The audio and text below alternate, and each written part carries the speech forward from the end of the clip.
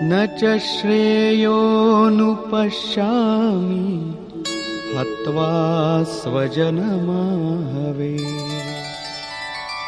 न काङ्क्षे विजयं कृष्ण न च राज्यं सुखानि च किन्नो राज्येन गोविन्द किं भोगैर्जीवितेन वा. కుటుంబ సభ్యులందరూ యుద్ధం చేయడానికి సిద్ధంగా ఉన్నారు. వారిని చంపితే వచ్చే విజయం వలన లభించే రాజ్యం మరియు రాజ్యం వలన కలిగే సుఖం అర్జునుడికి అవసరం లేదు. అతను ఇలా అంటాడు, కృష్ణ, నేను విజయాన్ని కోరుకోవటం లేదు, రాజ్యాన్ని సుఖాన్ని కూడా కోరుకోవటం లేదు.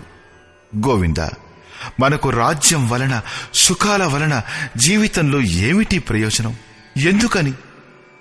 ఆ తర్వాత అర్జునుడు ఇలా అంటాడు,